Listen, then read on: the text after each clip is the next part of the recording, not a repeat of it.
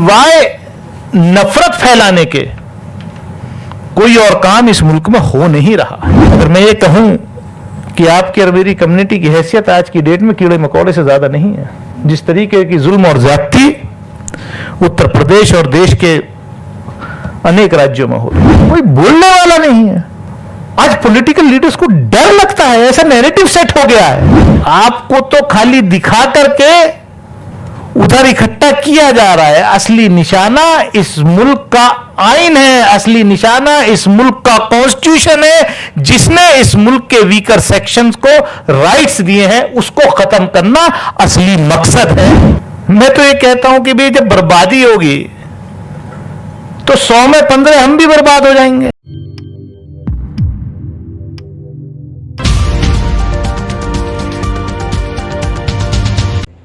अस्सलामुअलैकुम, आदाब दोस्तों, मैं हूं शम्स सईद और आप देख रहे हैं न्यूज़ हर खबर आप तक।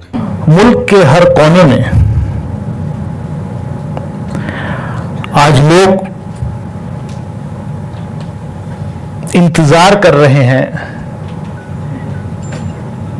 कि हमें करना क्या है,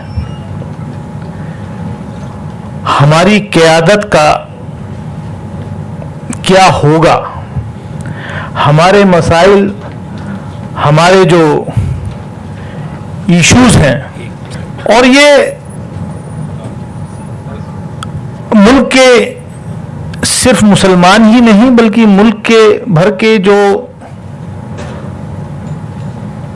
सेकुलरिज्म में यकीन रखने वाले, जो एकजहती में यकीन रखने वाले, जिस हिंदुस्तान का सपना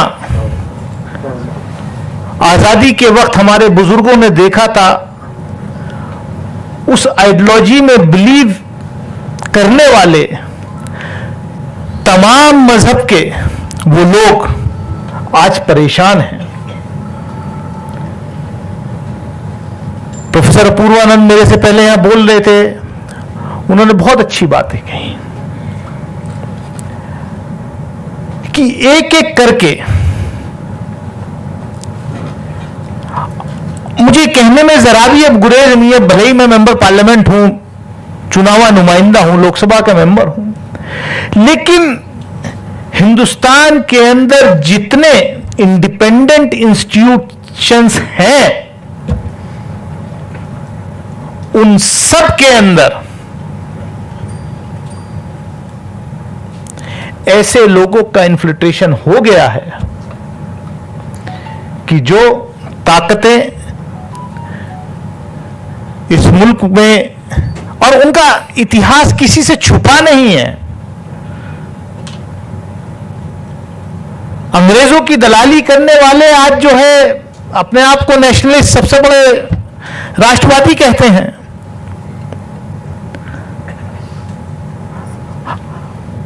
हमारे इतिहास को, मुल्क के इतिहास को बदला जा रहा है, मुल्क की हिस्ट्री को बदला जा रहा है, और वो कौमें, वो मुल्क कभी भी प्रोग्रेस नहीं कर सकते जो अपनी हिस्ट्री को बदलने की कोशिश करते हैं। आप कहां तक बदलोगे? और बदकिस्मती इस बात की है कि जो जो काम वो करते हैं उससे इस देश का एक बड़ा तबका उसको एंजॉय कर रहा है। अभी यहां 80-20 की बात यूपी के इलेक्शन में भी हुई, अभी प्रोफेसर अपूर्वानंद साहब भी कह के गए। मैं तो ये कहता हूं कि भाई जब बर्बादी होगी तो 100 में 15 हम भी बर्बाद हो जाएंगे। श्रीलंका का क्या हो रहा है? श्रीलंका में भी लोग ऐसे ही एंजॉय करते थे, और आज किस चौराहे पर खड़ा है?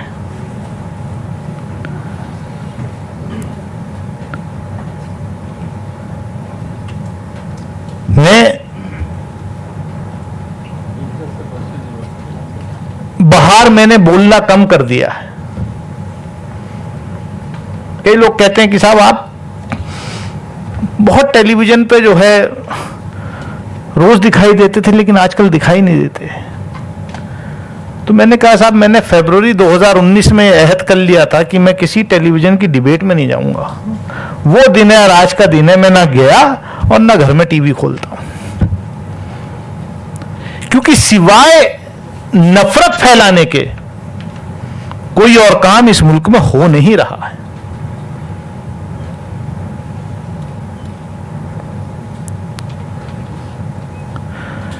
ठीक है, मुल्क की आवाम ने मेजॉरिटी दी है आपको, लेकिन पार्लियामेंट्री डेमोक्रेसी का यह मतलब नहीं होता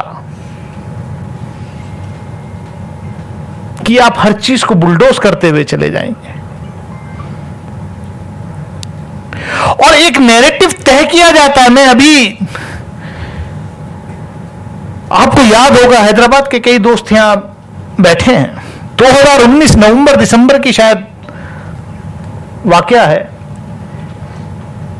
कि वहां एक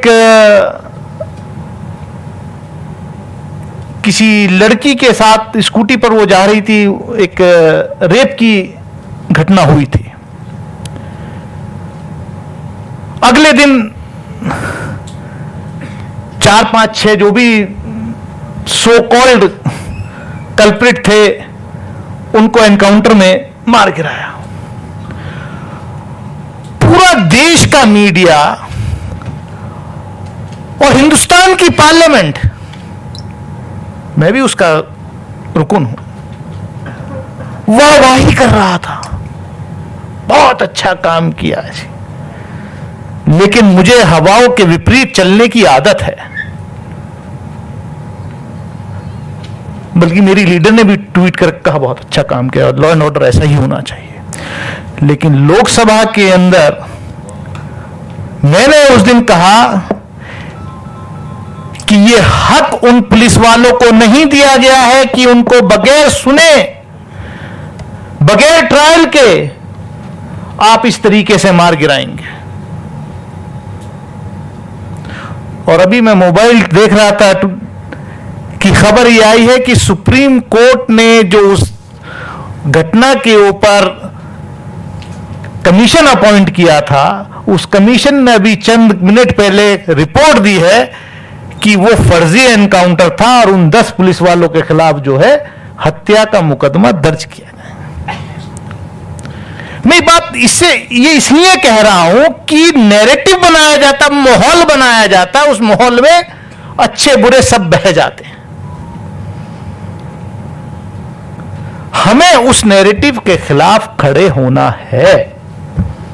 जो हमारे कॉन्स्टिट्यूशनल राइट्स हैं उनका इस्तेमाल करते हुए हम खड़े होंगे।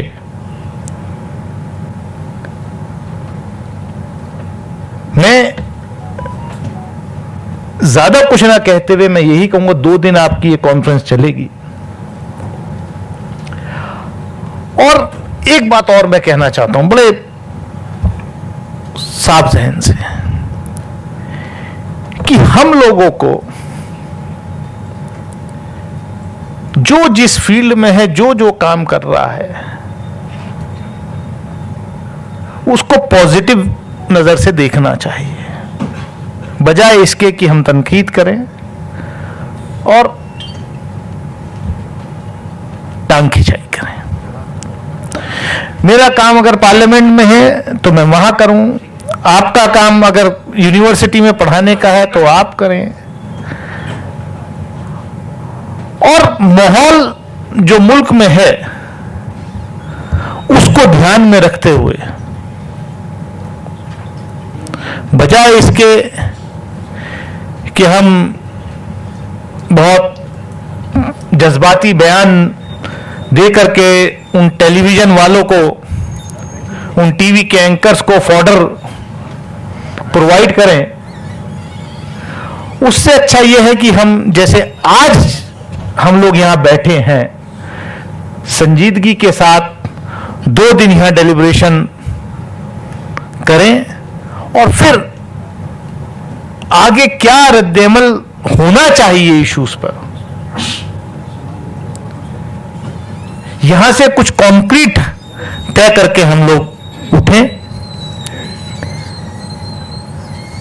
मैंने तो कहा एक दिन पार्लियामेंट के अंदर कि साहब, इस कम्युनिटी की सबसे ज्यादा अगर कहीं रिप्रेजेंटेशन है तो वो एक जगह है,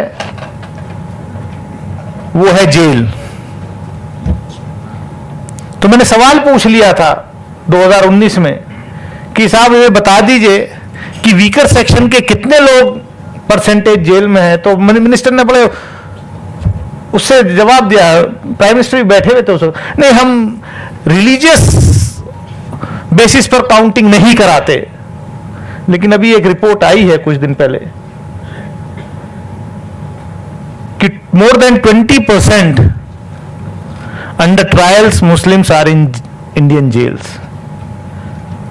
73% वीकर सेक्शन के लोग हैं जो SC ST OBC और माइनॉरिटीज के लोग हैं जो जेल में।